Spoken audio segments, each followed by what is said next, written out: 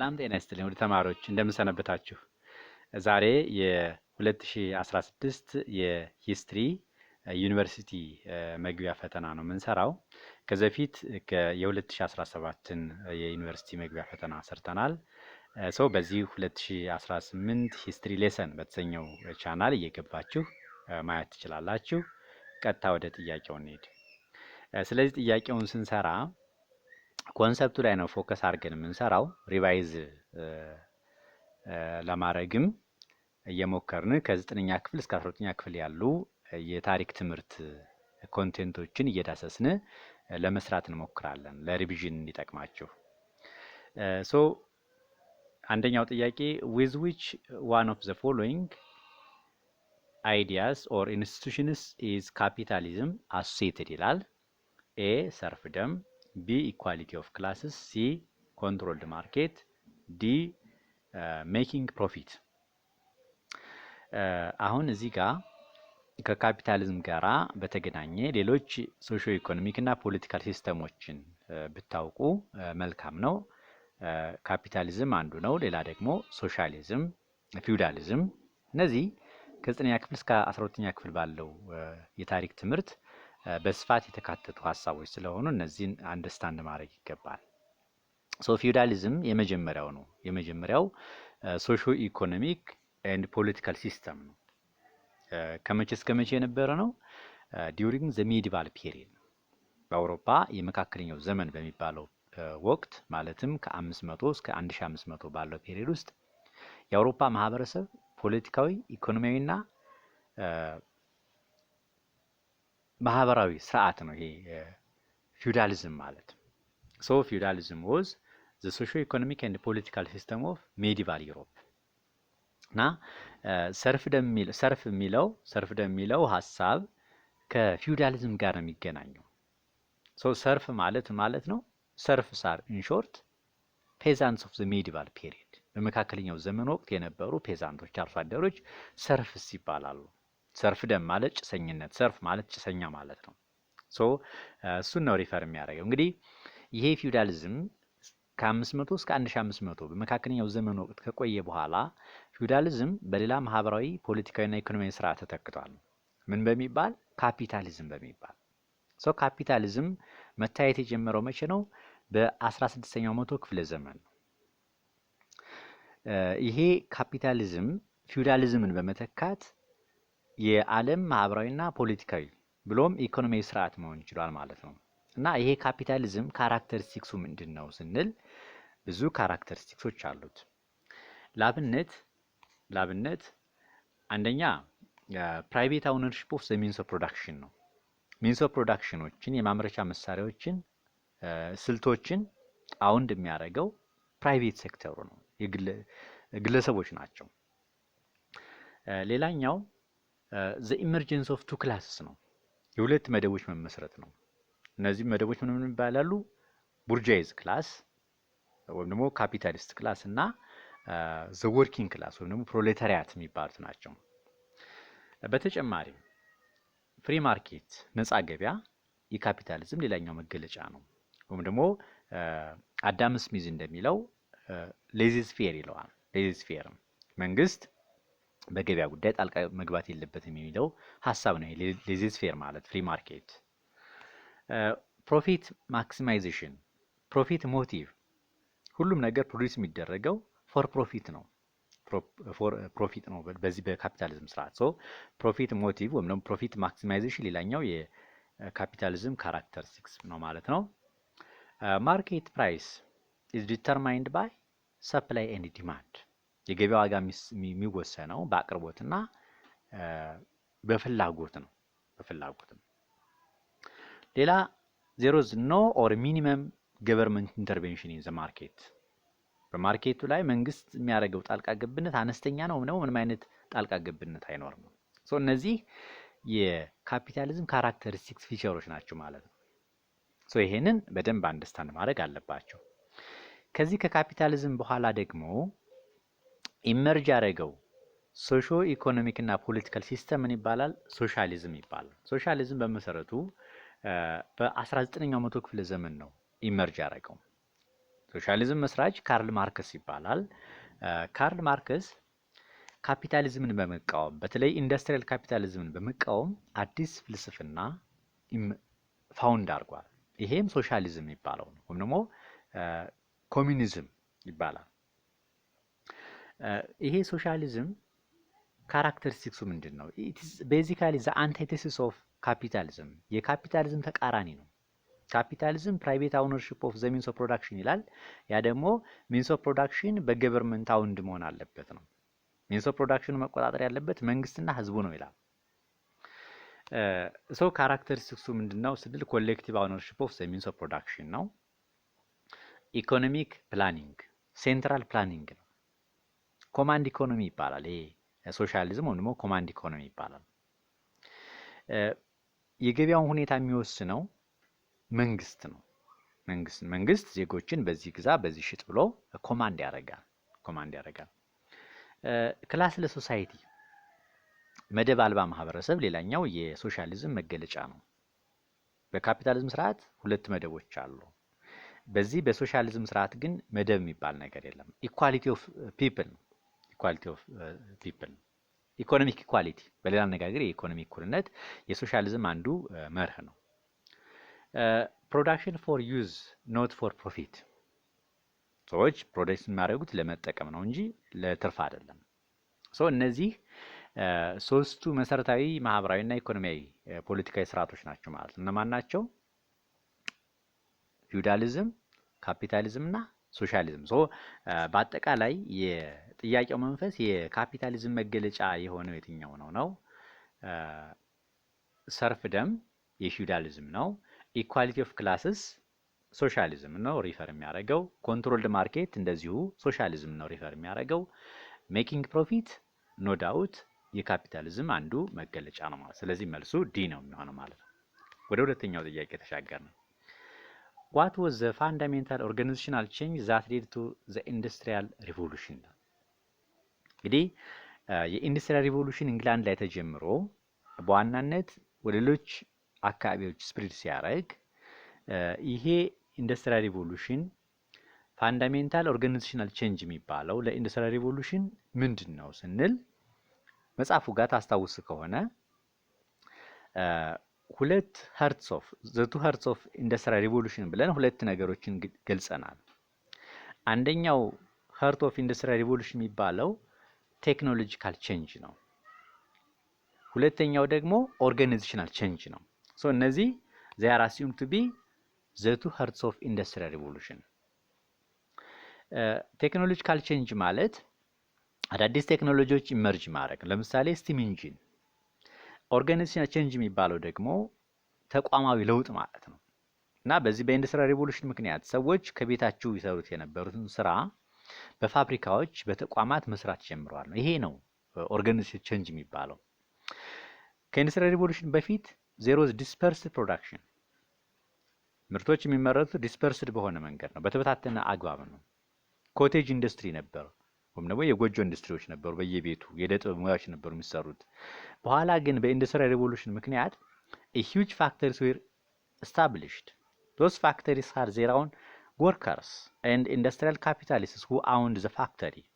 እነዚህ ፋክተሪዎች ፋብሪካዎች የራሳቸው የሆነ ሰራተኛ ያላቸው፣ ብዙ ሰራተኞች ያላቸው፣ ባለቤት ያላቸው ኢንዱስትሪያል ካፒታሊስት የሚባሉ ሰዎች ናቸው ማለት ነው። ስለዚህ ይሄ ታላቅ ኦርጋናይዜሽናል ቼንጅ ይባላል። ሰዎች ዲስፐርስድ ከሆነ ፕሮዳክሽን ወደ ፋክተሪ ሲስተም ቼንጅ መሆናቸው ነው ኦርጋናይዜሽናል ቼንጅ ተብሎ የሚጠቀሰው። ስለዚህ የዚህ ጥያቄ መልስ የሚሆነው ኤ the shift from the dispersed system to factory production no doubt። ይሄ ምንም ቀጥታ የመጣ ጥያቄ ነው። ስለዚህ ኤ ነው የሚሆነው። B the replacement of animal and human labor by machines። of course የሰው ልጅ ከእጅ ማምረት ወደ መሳሪያ ወደ ማምረት ሽፍት አድርጓል በኢንዱስትሪ ሪቮሉሽን ምክንያት። ሆኖም ግን ይሄ ተቋማዊ ለውጥ አይደለም። ተቋማዊ ለውጥ የሚባለው ሰዎች ቤታችሁ ከማምረት ወደ ፋብሪካ ወደ ማምረት መሸጋገሩ ነው። the shift from coal to water to generate power. Of course, በዚህ በኢንዱስትሪያል ሪቮሉሽን ወቅት የሰው ልጆች ዋይድሊ ኮልን የመጠቀም ሁኔታ ነበር። ዋይድሊ ኮልን በመጠቀም በተለይ ስቲም ኢንጂንን በመጠቀም በስፋት የተለያዩ አይተሞችን ፕሮዲውስ ያደርጉ ነበር ነው። ያ ግን ተቋማዊ ለውጥ ኦርጋናይዜሽን ቼንጅ አይደለም። ይሄም አይሆንም። ዘ ዲቨሎፕመንት ኦፍ ባንክስ ቱ ሌንድ መኒ ቱ ኢንተርፕሪነርስ፣ ይሄም እንደ ካፒታል ነው።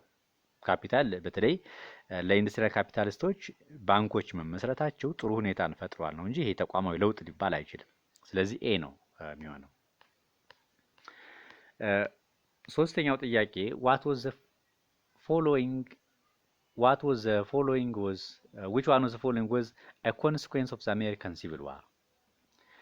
A. The end of the racial oppression in USA. B. The end of the institution of slavery in the USA. C. The economic prosperity of the southern planter classes. D. The acquisition of parts of the USA by France. እንግዲህ ይሄን ጥያቄ ደግሞ የአሜሪካን ሲቪል ዋር በተመለከተ የአሜሪካን ሲቪል ዋር መሰረታዊ ኮዙ ምንድነው የሚለውን ያዙ። የአሜሪካን ሲቪል ዋር በደቡብ የአሜሪካ ግዛትና በሰሜኑ መካከል የተካሄደ ሲቪል ዋር ነው፣ የእርስ በርስ ጦርነት ነው ከ1861 እስከ 1865 ዓ.ም እና ሁለቱንም ደቡብና የሰሜኑን የአሜሪካ ግዛት የሚያለያያቸው ጉዳዮች ምን ናቸው የሚለውን ግር መንገዳችሁን ያዙ። ዲቪዚብል ኢሹስ ቢትዊን ኖርዝ ኤንድ ሳውዝ ፓርት ኦፍ አሜሪካ ኢንክሉድ አንደኛ ታሪፍ ነው። በዋናነት ታሪፍ አንደኛው ነው። ሁለተኛው ደግሞ ስቴትስ ራይትስ። ታሪፍን በተመለከተ ኖርዞቹ ሃይ ታሪፍ ይፈልጋሉ፣ ሳውዘርኖች ደግሞ ላው ታሪፍ ይፈልጋሉ። ከውጭ የሚገቡ አይተሞችን በተመለከተ ቀረጥን በተመለከተ ኖርዙ ኢንዱስትሪያሊስት ስለሆነ ከፍተኛ የሆነ ቀረጥ ማስከፈል ይፈልጋል ከውጭ በሚገቡ አይተሞች ላይ። እንደገና ደግሞ ደቡቦቹ አግሪካልቸራሊስት ስለሆኑ ላው ታሪፍ ነው የሚፈልጉት። ከውጭ የሚገቡ አይተሞች በአነስተኛ ቀረጥ እንዲገቡላቸው ይፈልጋሉ። ይሄ አንዱ የልዩነት መሰረት ነው። ሁለተኛው የልዩነት መንስኤ ኢንዲቪጁዋል ስቴትስ ራይትስ ነው። እያንዳንዱ የአሜሪካን ስቴቶች የሚኖራቸው መብት ላይ አሁንም ደቡብ የአሜሪካ ግዛትና ሰሜኑ የአሜሪካ ግዛት ልዩነት አላቸው። ሳውዘርኖቹ ኢንዲቪጁዋል ራይቶች መጠበቅ አለበት፣ የኢንዲቪጁዋል ስቴቶች መብት መጠበቅ አለበት ይላሉ። እነዛ ደግሞ they focused on the union of the states፣ የስቴቶች አንድነት ላይ ነው ፎከሳቸው። እንዲያውም ሰሜኖቹ ዩኒየኒስት ነው የሚባሉ የአሜሪካን አንድነት ይፈልጋሉ። እነዛ ደግሞ እያንዳንዱ ስቴት ስለሚኖረው መብት ነው ኮንሰርን ናቸው፣ ወይም ደግሞ አንድነትን አይፈልጉም፣ ተገንጣዮች ነው የሚባሉት ደቡቦቹ። ሶስተኛውና መሰረታዊ የአሜሪካን የእርስ በርስ ጦርነት ኮዝ የሚባለው ስሌቨሪ ነው፣ ባርነት ነው። እንግዲህ የአሜሪካ የእርስ በርስ ጦርነት መሰረታዊ ኮዝ ምንድን ነው ሲባል የባርነት ጉዳይ ነው። በባርነት ጉዳይ ላይ ሰሜኑ ባርነትን ይቃወማል፣ አቦሊሽኒስት ነው። ደቡቡ ደግሞ ባርነትን ይደግፋል። ለምን ነው ባርነትን የሚደግፈው? ምክንያቱም ኢኮኖሚው በእርሻ ላይ የተመሰረተ ስለነበር።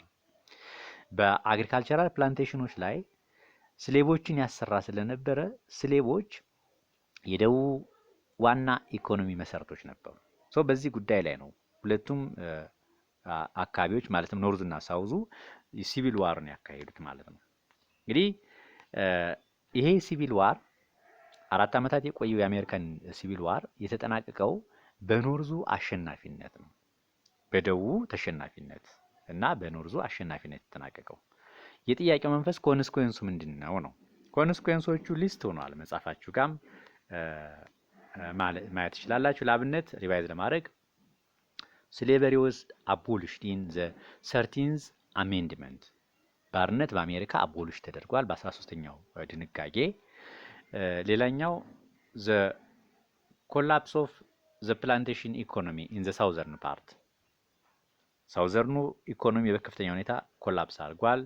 the assassination of አብርሃም ሊንከን፣ የአሜሪካ ፕሬዝዳንት የነበረው አብርሃም ሊንከን ተገሏል ከጦርነቱ በኋላ። the union of America was preserved፣ የአሜሪካን አንድነት ተጠብቋል። ሰሜኖች የአሜሪካን አንድነት የሚፈልጉ ስላሸነፉ መጨረሻ ላይ የአሜሪካን አንድነት ተጠብቋል። የአሜሪካ ኢኮኖሚ በከፍተኛ ሁኔታ አድጓል። ካፒታሊዝም በከፍተኛ ሁኔታ አድጓል ከእርስ በርስ ጦርነቱ በኋላ። እነዚህ ኮንስኩዌንሶች ናቸው ማለት ነው። ስለዚህ የዚህ ጥያቄ መልሱ የሚሆነው the end of the institution of slavery in USA የሚለው ቢ መልስ ይሆናል ማለት ነው። መልካም። አራተኛው ጥያቄ what was the major consequence of the second Balkan war? እንግዲህ ባልካን ዋርን በተመለከተ ምርጫዎችን አንብባቸው። ኤ the deepening of hostility between Austria-Hungary and Serbia over territorial claims. B the forced withdrawal of Ottoman Turkey from all its European territories. C the emergence of conflict between emerging Balkan nationalism and the Ottoman Empire. D the emergence of several countries such as Greece and Macedonia as independent nation ይላል። መልካም እንግዲህ ይህን ጥያቄ በተመለከተ ይሄ ባልካን ጦርነት ከኢስተርን ኮስችን ጋር ይገናኛል።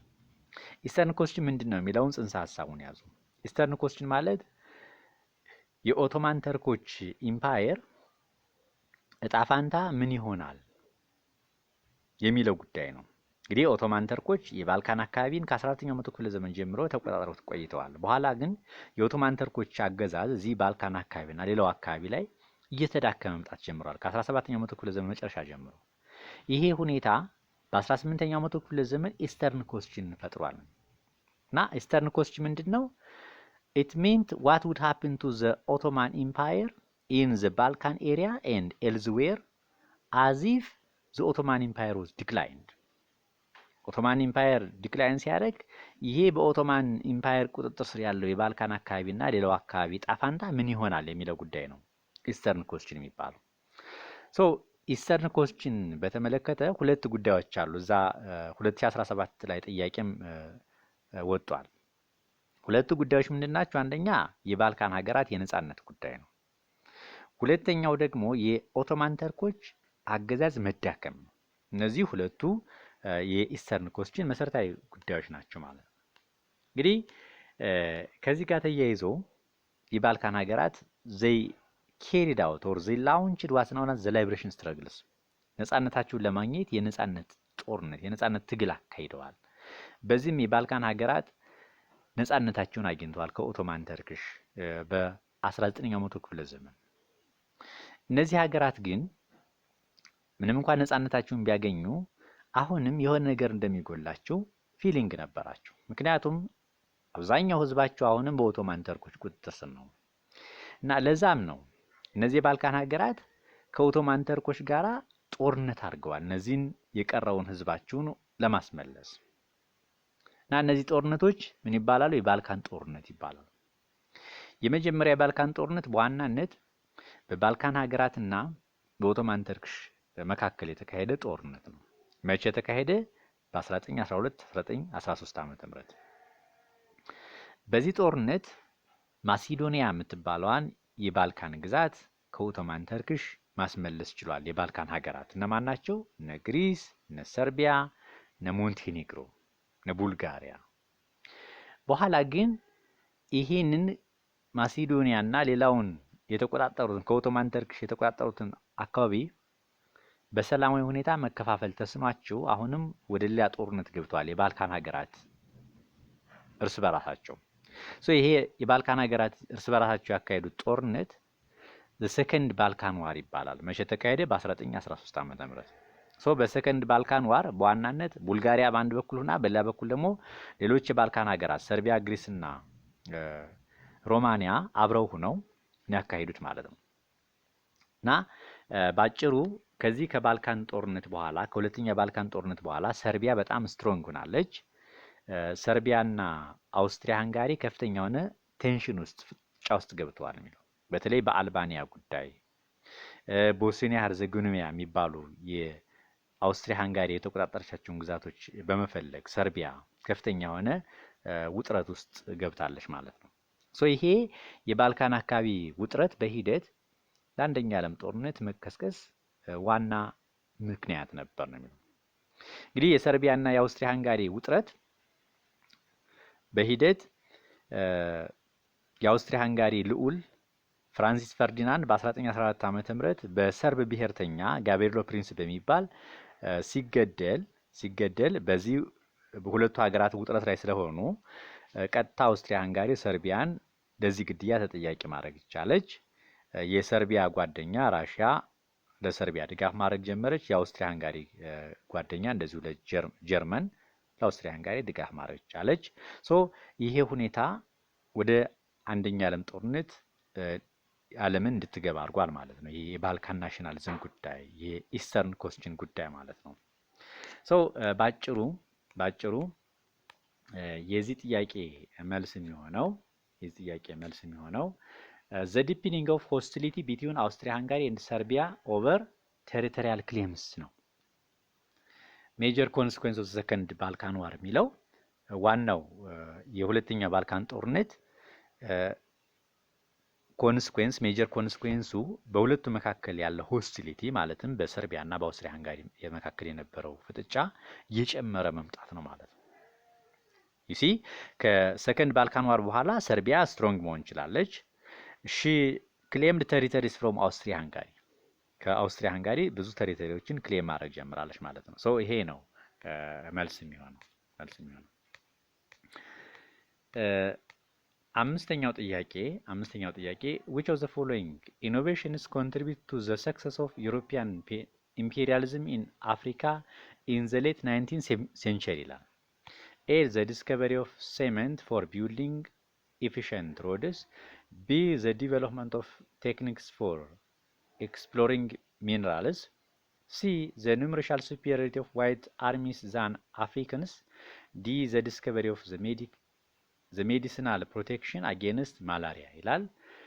እንግዲህ ኤጅ ኦፍ ኢምፔሪያሊዝም መቼ ነው የሚለውንም ውሰዱ። ኤጅ ኦፍ ኢምፔሪያሊዝም የሚባለው በዋናነት ከ1880ዎቹ ጀምሮ እስከ አንደኛ ዓለም ጦርነት እስከ 1914 ዓመተ ምህረት ያለው ፔሪድ ኤጅ ኦፍ ኢምፔሪያሊዝም ወይም ደግሞ ኒው ኢምፔሪያሊዝም ይባላል።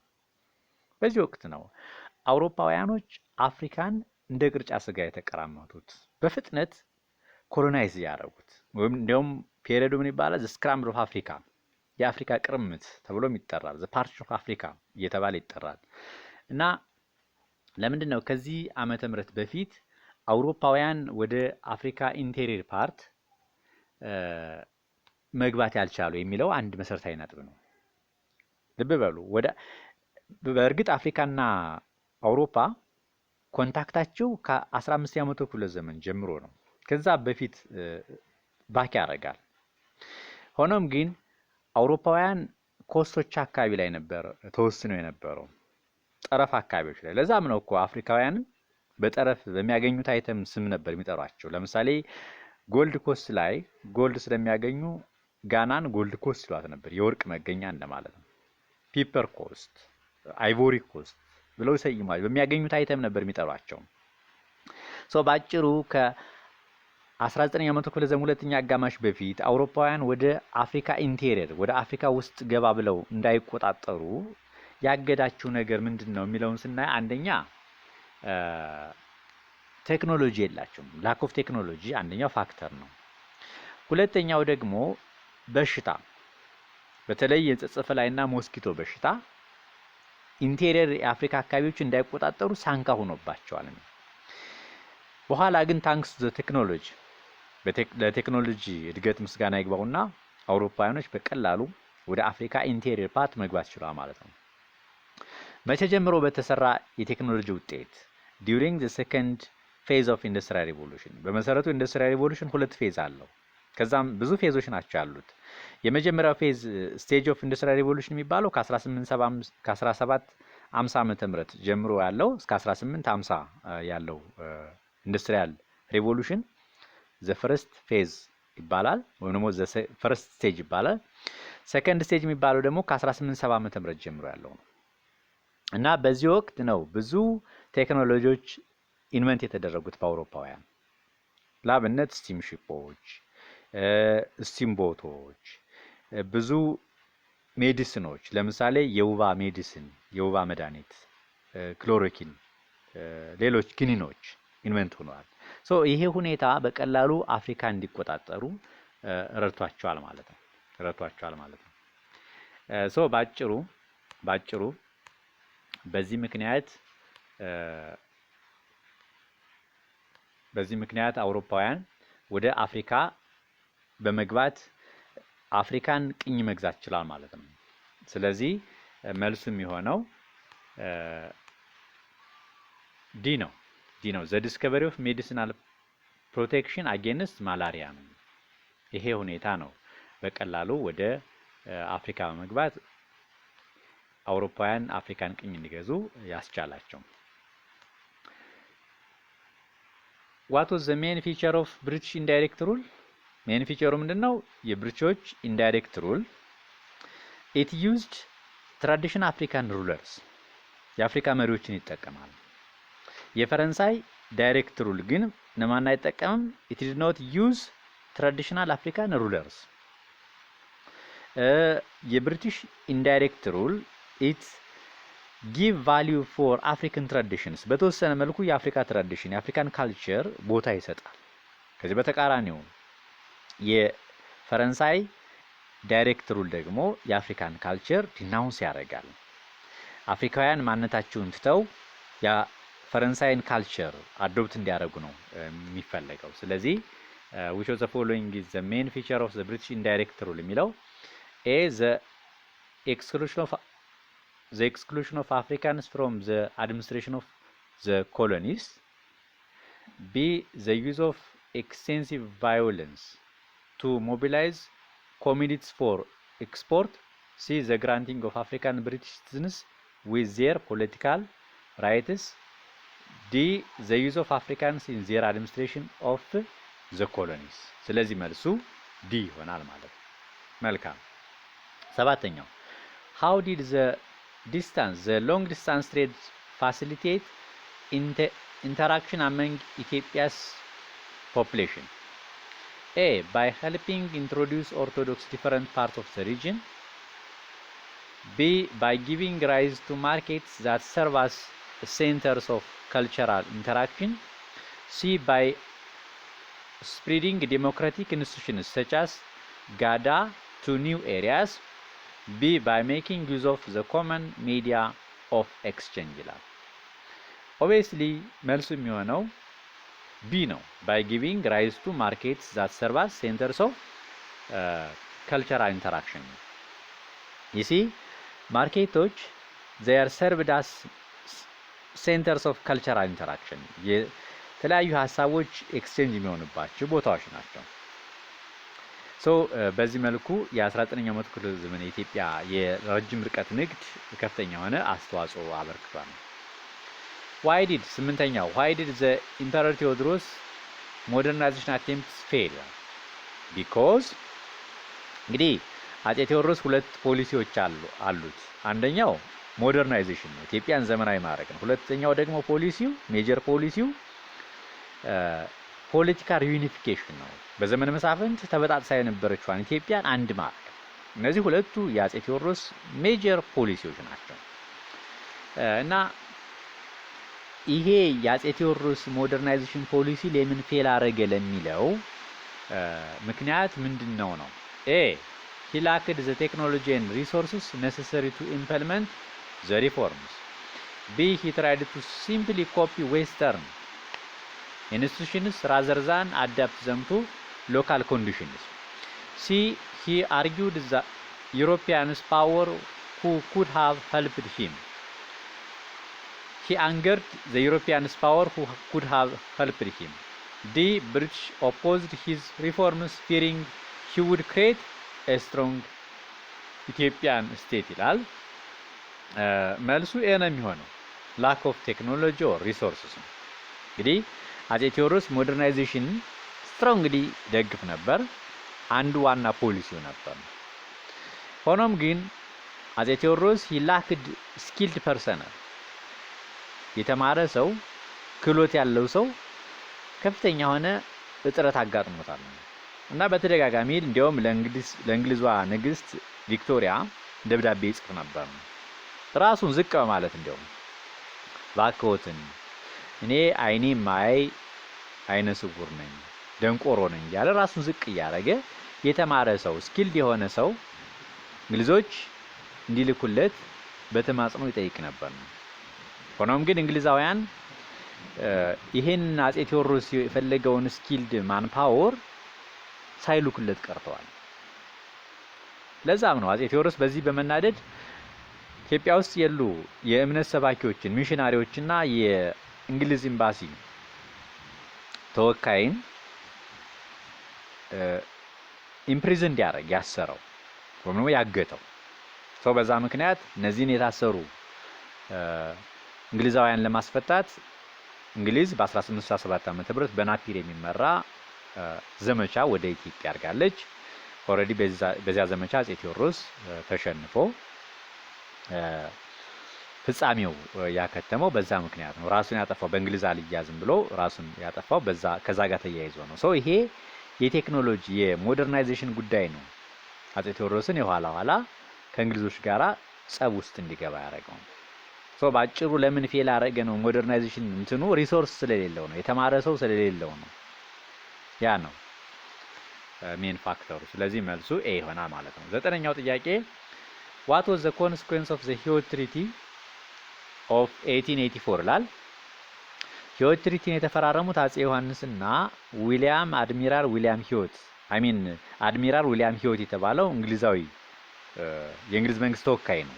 መቼ? በ1884 ዓመተ ምህረት እና በሁለቱ ስምምነት አጼ ዮሐንስ የተስማማው ነገር ምንድነው? ሱዳን ላይ በመሐዲስቶች ትራፕድ የሆኑ የጅቡቲ ወታደሮችን ለማስለቀቅ ኢትዮጵያ ለግብጽ ድጋፍ እንደምታደርግ ቃል ገብቷል። እንግሊዞች ደግሞ ምንድነው ቃል የገቡት? ቦገስን ለኢትዮጵያ ለመመለስ፣ መጸዋን ለኢትዮጵያ ለመመለስ፣ መጸዋን ኢትዮጵያ እንደፈለገች እንድትጠቀም ለማድረግ ቃል ገብተው ነበር።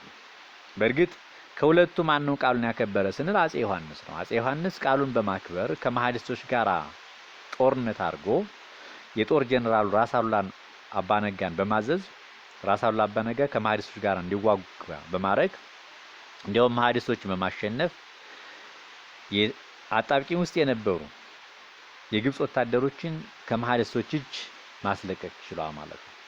እንግሊዞች ግን ቃላቸውን አልጠበቁም። ምን አድርገዋል? በእርግጥ ቦገስን ለኢትዮጵያ መልሰዋል። ሆኖም ግን መጸዋል ለእንግሊዝ ነው አሳልፈው የሰጡት በ1885 ዓመተ ምህረት። ለምን ሰጡ ይባል? የፈረንሳይን ወደ አፍሪካ ቀንድ አካባቢ እንዳትስፋፋ ለመከላከል ነው። ከፈረንሳይ ኢጣሊ ወዳጃቸው ስለነበረች በዛ ምክንያት እንግሊዞች ቃላቸውን አልጠበቁም። ኢትዮጵያ የሂዊት ትሪቲን በመፈረም እንደውም የበፊት ደካማ ጠላቷን በሁለት ጠንካራ ጠላት ቀይራለች ነው የሚባለው። as a result of the Hewitt Treaty ኢትዮጵያ traded one weak enemy with two strong enemies. one weak enemy ማን ነበረች? ግብጽ ነበረች። በሂዊት ትሪቲ ምክንያት ግን ሁለት ብቅ ያሉ ጠንካራ የኢትዮጵያ ጠላቶች፣ አንደኛ መሐዲስቶች፣ ሁለተኛ ደግሞ ኢጣሊያኖች ናቸው። መሐዲስቶች እንግዲህ ከዚህ ክስተት በኋላ የኢትዮጵያ መንግስት ግብጾችን ነፃ ለማድረግ ድጋፍ በማድረጉ ምክንያት ኢትዮጵያ እንደ ጠላት በመቆጠር በኢትዮጵያ ላይ ጥቃት መሰንዘር ጀምረዋል። እንደገና ደግሞ ኢጣሊያኖች መጸዋን ከተወጣጠሩ በኋላ የሰሜን ኢትዮጵያን ገባ እያሉ ብዙ ግዛቶችን መውረር ጀምረዋል ማለት ነው። ይሄ የሂዊት ትሪቲ በኢትዮጵያ ላይ መጥፎ ጥላ ያጠላ ስምምነት ነው ማለት ነው። እንግዲህ ይሄ የመሐዲስቶች ወረራ በጣም እየጨመረ መጥቶ መጨረሻ ላይ አጼ ዮሐንስ በመተማ ጦርነት ከመሐዲስቶች ጋር ሲዋጉ መጀመሪያ ቆስለው በሚቀጥለው ቀን ህይወታቸው አልፏል። ባጭሩ መልሱ የሚሆነው ኮንፍሊክት ዊዝ ዘ መሐዲስ ሱዳን የሚለው መልስ ይሆናል ማለት ነው።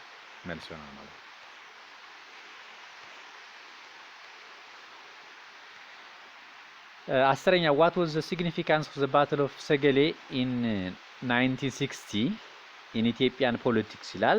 battle of ሰገሌ ባጭሩ የልጅ ኢያሱ አባት ራስ ንጉስ ሚካኤል እና የሸዋ መኳንንቶች የተዋጉት ጦርነት ነው። የልጅ ኢያሱ አባት ልጅ ኢያሱ በሸዋ መኳንንቶች ሲሸነፍ የልጁን ስልጣን ሪስቶር ለማስመለስ ከሸዋ መኳንንቶች ጋራ ሰገሌ ሸኖ የሚባለው ቦታ ላይ ጦርነት አድርጓል። አንፎርቹኔትሊ እንኳን መጀመሪያ አካባቢ ጦራ መስክ የሚባለው ባትል ላይ ማሸነፍ ቢችልም ትንሽ ሰክሰስ ማግኘት ቢችልም የኋላ ግን ንጉስ ሚካኤል was defeated by the opponents of ልጅ ኢያሱ በልጅ ኢያሱ ጠላቶች ተሸንፏል እና ከዛ በኋላሳ ወሎ came under the central administration የወሎ አውቶኖሚ እንዳርጎ በማከላዊ መንግስት ቁጥጥር ስር እንድትሆን ሆኗል ማለት ነው። ሶ ይሄ ነው የኮንሲኩዌንሱ።